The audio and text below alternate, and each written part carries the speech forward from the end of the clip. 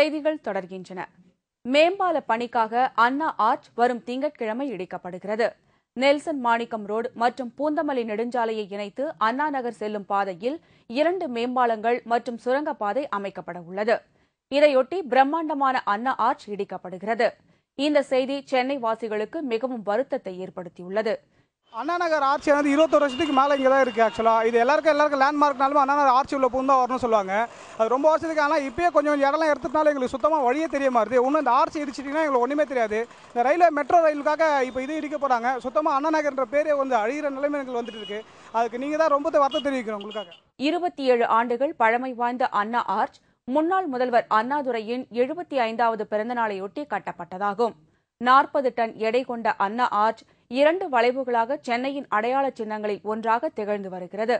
இதனை இடித்து அப்புறப்படுத்த 8 லட்சம் ரூபாய் செலவிடுவதற்கான திட்ட அனுமதி வழங்கப்பட்டுள்ளது. நாளை மறுநாள் திங்கட்கிழமை இரவு இடிக்கும் பணி தொடங்குகிறது.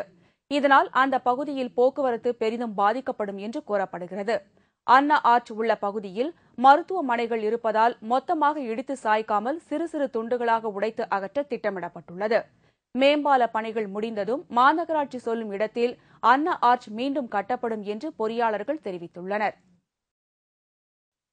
பஞ்சாயத்து தலைவரை உயிருடன் மீட்டுத் தரக் கோரி ஊர் மக்கள் சாலை மறியலில் ஈடுபட்டதால் திண்டுக்கல் திருச்சி சாலையில் 2 மணி நேரம் போக்குவரத்து பாதிக்கப்பட்டது.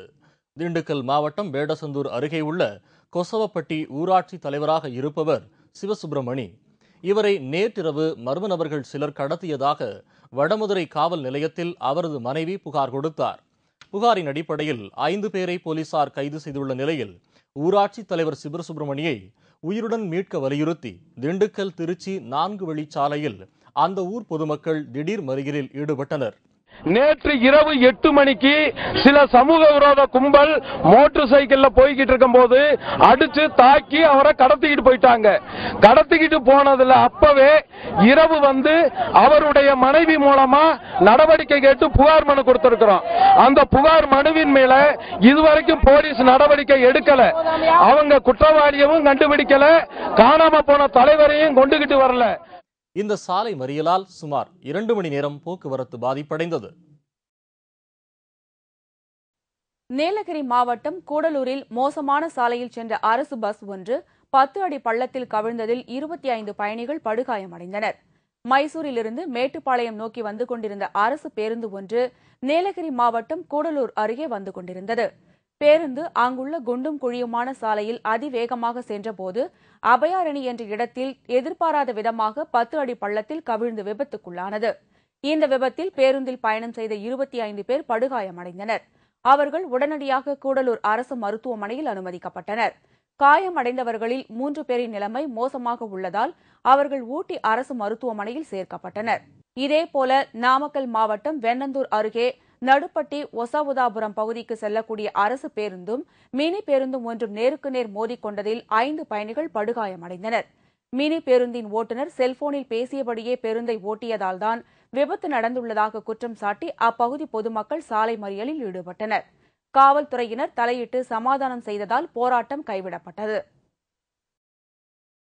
சூளகிரி அருகே வீட்டில் தூங்கிக் கொண்டிருந்த பெண்களை கத்தியை காட்டி மிரட்டி 10 சவரன் நகைகளை கொள்ளையடித்துச் சென்ற மர்ம நபர்களை போலீசார் தேடி வருகின்றனர்.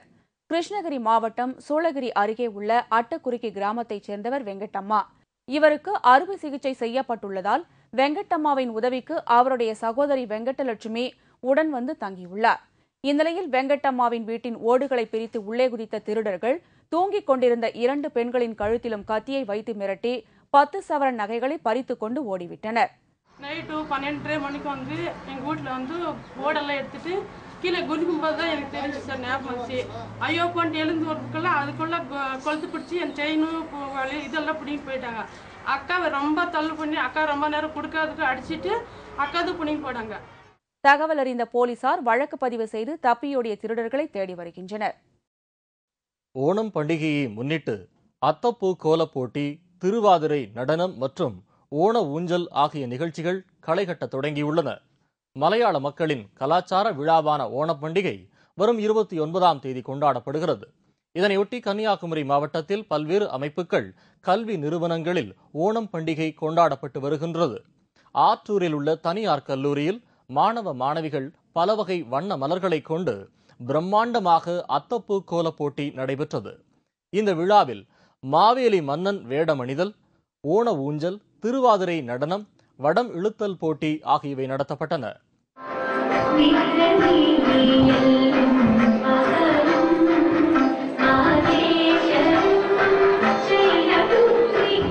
ஜாதி மதங்களை கடந்து அனைத்து மாணவர்களும் இந்த போட்டிகளில் கலந்து கொண்டனர்.